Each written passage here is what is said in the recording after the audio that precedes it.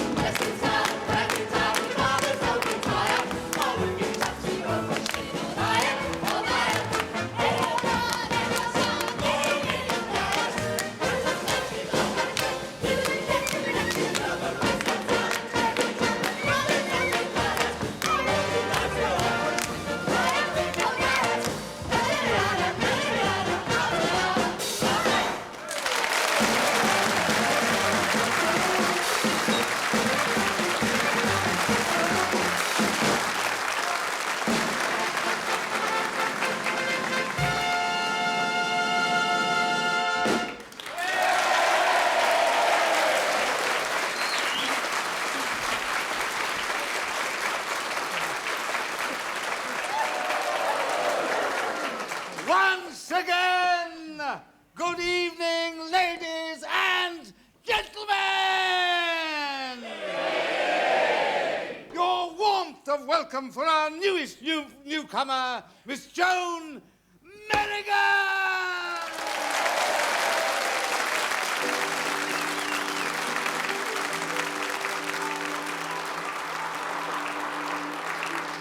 My lords and ladies, I salute you, a mortal from another sphere.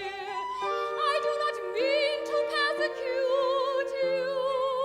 It seems my presence does not suit you, and yet the truth is all too clear. And yet the truth is all too clear.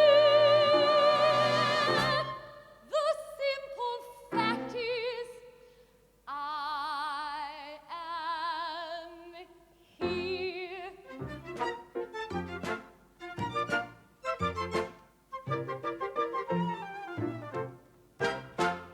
I humbly bow before your graces, a beggar maid of low degree, a creature of the open spaces, my only wealth, my liberty. Last night I was a poor musician. It is surprising, I confess. Today, what a bizarre transition. I find myself a baroness.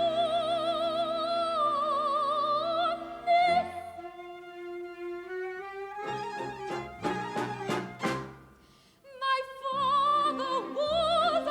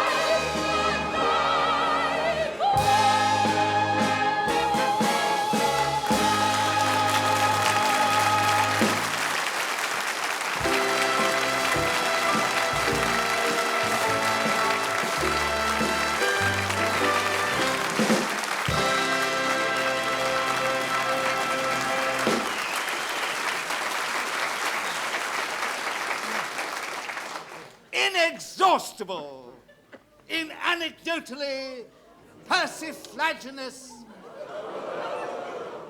from persiflage, flippancies, Mr. Peter Hudson!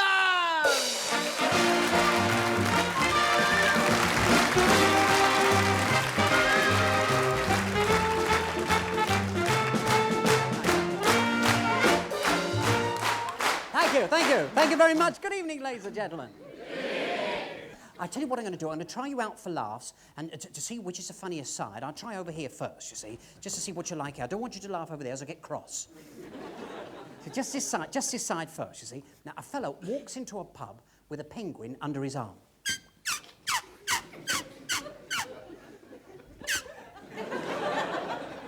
The man behind the counter said, "What are you doing with that penguin?" He said, "Well, I just found it sitting in the deck chair on the beach at Blackpool, trying to get that white bit brown."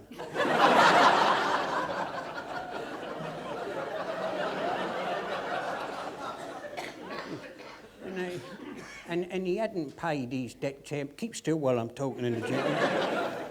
So I've got him with me now. He said, "Well, what are you going to do with him?" Well, he said, "Well, I don't know. I've never found a penguin before." Well, he said, "If I were you, I'd take that penguin to the zoo." He said, "That's what I'd do." So off he went. 2 hours later, this same fella walked into the pub with a penguin under his arm. The man behind the counter said, "Is that the same penguin I saw you with 2 hours ago?" He said, "Yeah, it is." He said, "Well, didn't you take him to the zoo like I told you to?" He said, "Yes, I did. He enjoyed it. I'm going to take him to the pictures now."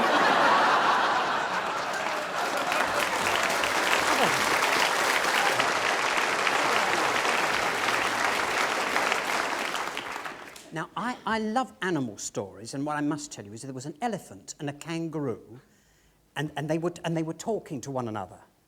And the kangaroo says to the elephant, Now, I'll tell you what we're going to do." This is the kangaroo talking. "I'll tell you what we're going to do. We're going to rob a jeweller's shop." So the elephant said, "Yes, we're going to rob a jeweller's." Now, we'll drive up outside this jeweller's shop. We'll drive up outside this jeweller's shop. We'll get out the car. You'll chuck the brick through the window with your trunk. I'll chuck the brick through the window with your trunk.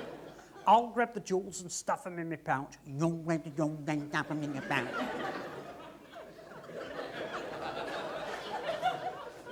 We'll get back in the car. Nuff, nuff. What, why nuff, nuff? I've just caught my trunk in the door. And we'll have it around our tyres, double sharp round the corner. We'll have it around our tyres. Double sharp. Sharp. Round the corner. Corner. And take your trunk out of my pouch while I'm talking to you. So this is what they did. They drove up outside the jeweller shop. They got out of the car. Boom, boom. The elephant threw the brick through the window. The kangaroo grabbed the jewels, stuffed them in his pouch.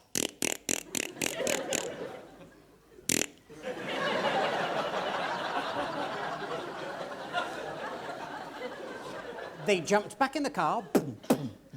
Nuff.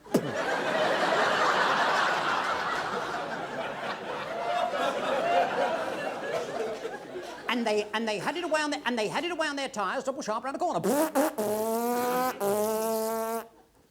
Standing on the corner of the road was a chap in a flat hat. He had seen all this happen.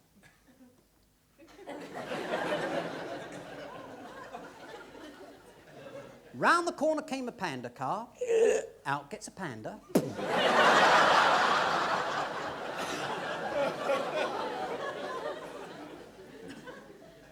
He says, hello. Did you see what happened? He said, as a matter of fact, I did. You're not going to believe this.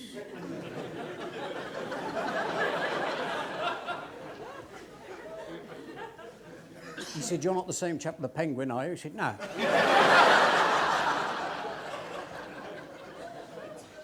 Round the corner came a car.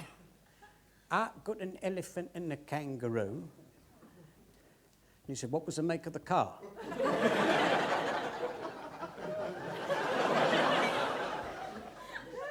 Well, he said it was a mini. Convertible. Well, it was when the elephant got out of it.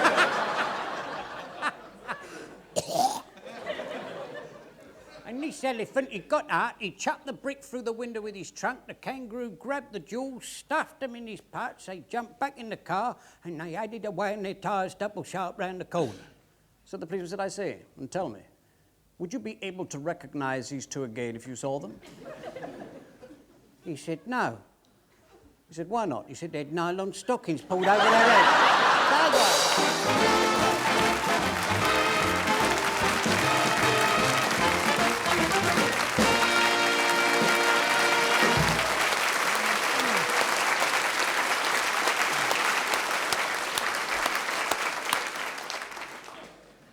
The impedimenta of illusion adumbrate the advent of an exemplary exhibition and exposition of pyrotechnical percussiveness.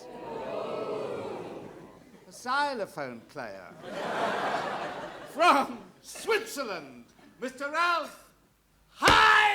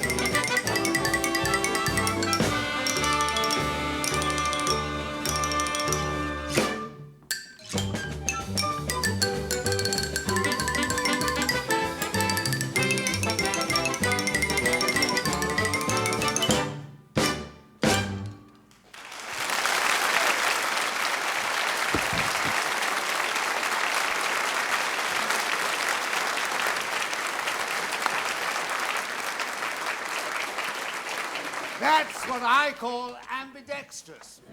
And now, insidiously sonorous, romanticizing, serenading resonances from Mr. Paul Rhodes.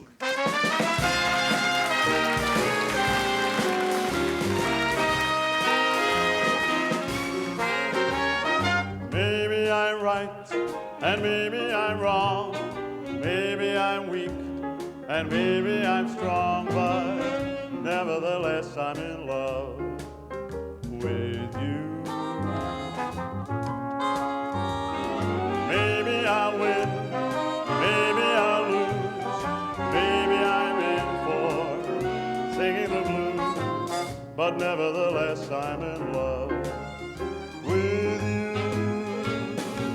Somehow I knew at a glance the terrible chances I'm taking. Right from the start, left with a heart that was breaking. Maybe I'm in a life of regret. Maybe I'll give much more than I get, but nevertheless I'm in love with you. Once in love with Amy, always in love with Amy, ever and ever fascinated by her, set her heart to fire to stay. Once you're kissed by Amy, tear up your list, it's Amy.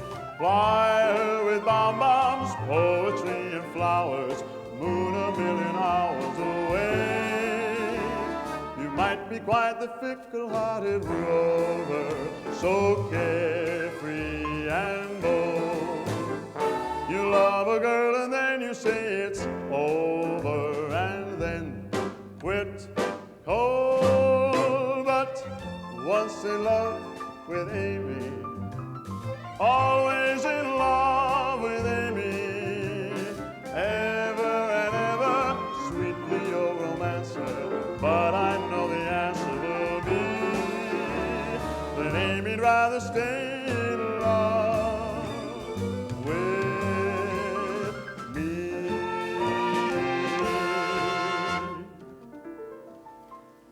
And when I told them how beautiful you are, they'd never believe me. They'd never believe me. Your lips, your eyes, your cheeks, your hair are in a class beyond compare. You're the loveliest girl I've ever seen. And when I tell them, and I'm certainly gonna tell them that I'm the man whose wife one day you'll be, they'll never believe me. They'll never believe me that in this great big world you've chosen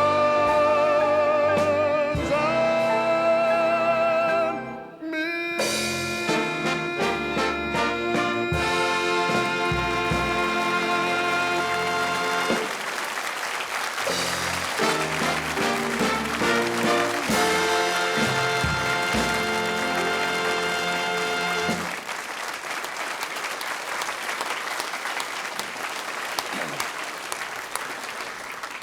Illimitable in legerdemain, the thaumaturgical what to be used to be by now, apotheosis of mystification, magic. From Sweden, Eve and Alan.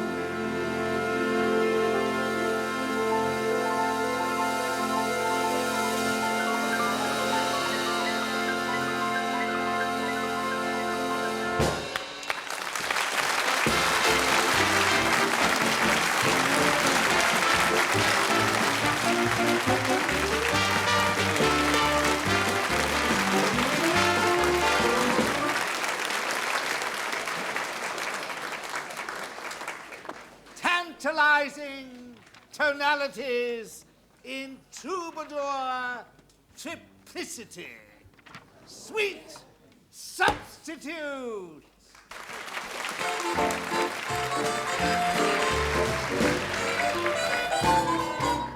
Foodly-ho, foodly-ho, foodly-ho, foodly-ho, ba-la-la, ba-la-la-la. Putting on my top hat, tying up a white tie, brushing off my tail. I'm doing up my shirt right, putting in my shirt style, polishing my nails. I'm stepping out my dear to breathe an atmosphere that simply reeks with class. And I trust that you'll excuse my dust when I step on the gas. Oh, I'll be there, putting down my top hat, buzzing up my white tie, dancing in my chance.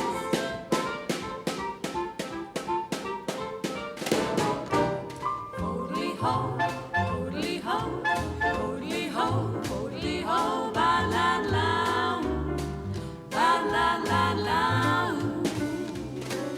I've rented a suit, Saturday pay. I'll be a king just for a day, 'cause I'm happy. Lord, Lordy, I'm happy. Borrowed a hat, shoes gotta shine. I got a date, quarter to 9, where the dancing. Everybody there's dancing.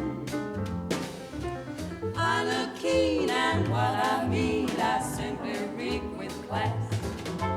On my way, excuse my dust when I step on the gas.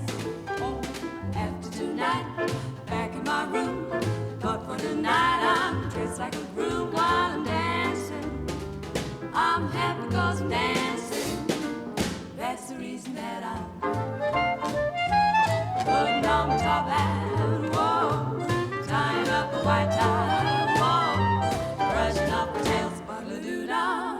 I'm so happy 'cause I'm doing up my shirt front, putting in my shirt stuff, polishing my nails. Ba-da-doo-ba-da-ba-da-bum-bum, I'm stepping out with class. Ba-da-doo-ba-da-ba-da-bum-bum, baby, step on the gas now, I'm gonna be there. Putting down my top hat, buzzing up my white tie, I'm gonna be there dancing in my tails.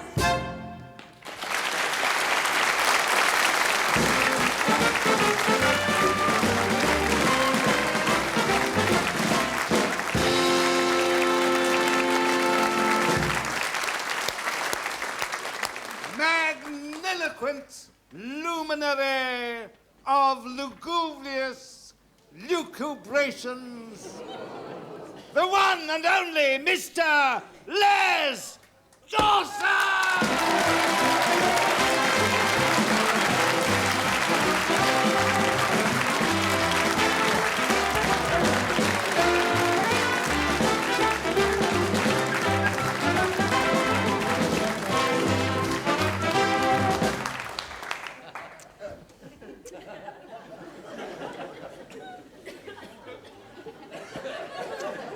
I've often heard it said that an artist can tell if the audience like him by the warmth and the enthusiasm of their applause. If that's true, all that's left for me to say in response is quite simply, good evening, welcome to the show, and...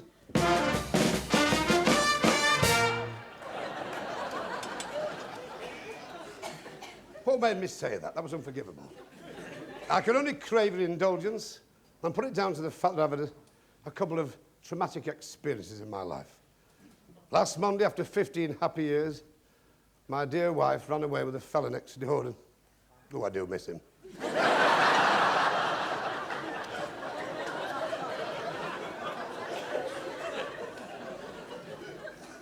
Last night, I was sat at the bottom of my garden, smoking a reflective cheroot, thinking about this and that, mostly that.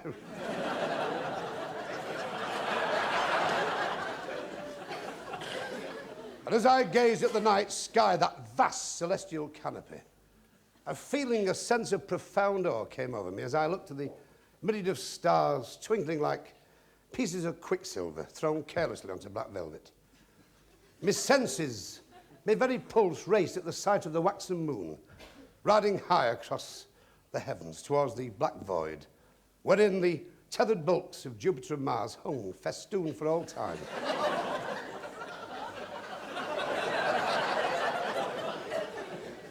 In their orbital majesty. Ladies and gentlemen, I sat there and I shivered and I thought I must put some slates on this lavatory.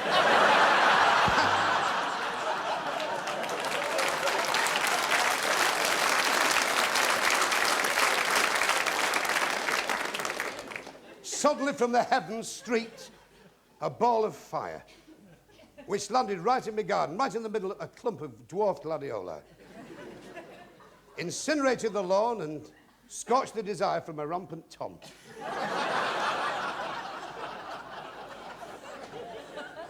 I should have said rampant, but that's how bad it was. It was rampant. Now, despite what it says in my army discharge book, I am not an alarmist. But can you imagine how I felt when a hole appeared in the side of the metal sphere and a creature emerged, tottered is a better word, a tall, thin, green man with enormous ears. I've never seen ears so big, it looked like a corroded wingnut.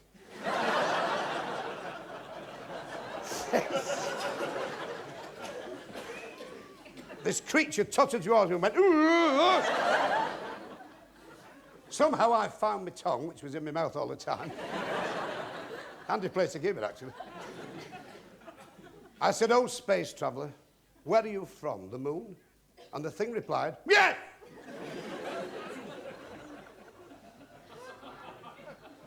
I said, how long has it taken you to come from the moon to Earth? The thing said, 15 million light years and a fortnight. I said, that's a long time to spend in a small iron ball. Welcome to Earth. What can I do for you? They said, can I use your toilet?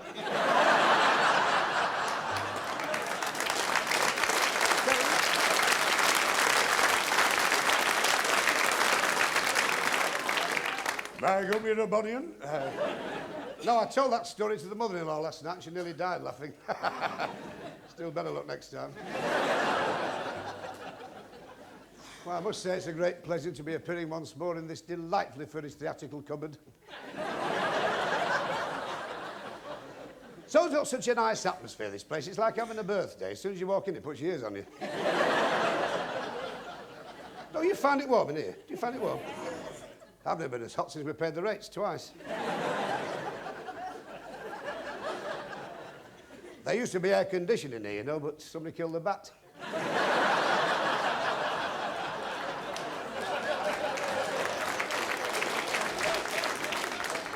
Mind, it could be me, because I don't wish to appear to seek sympathy, as it were, but I haven't been well. I went to the doctor last week. I said, what's good for incessant wind? He gave me a kite.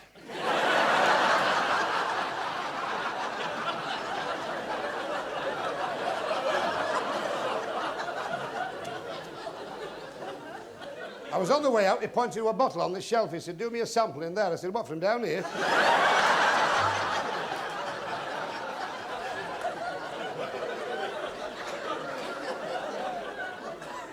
I thought if I can do that, there can't be much wrong with me.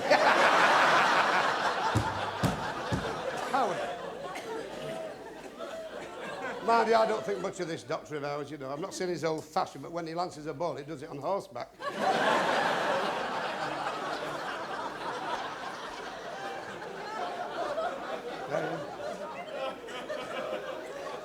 You see, you can sit there and smirk, but you don't know what life is. You see, life seems to be a matter of choice. If you're lucky, I'm not lucky. Dame Fortune has never once ever smiled at me. Do you know, I bought some bananas last week, and when I peeled them, they were empty.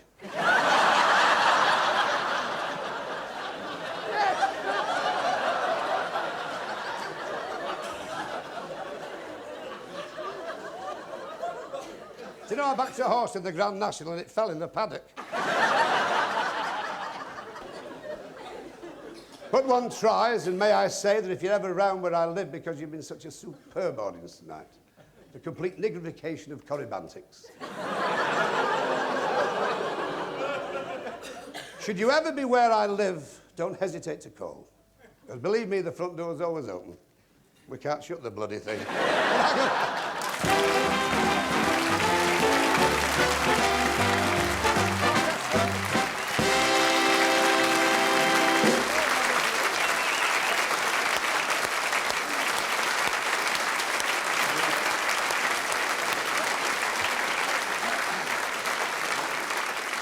Triumphal in transatlantic tune twinning, once again, the Players' Theatre with Miss Julia Sutton and Miss Eleanor McClaney.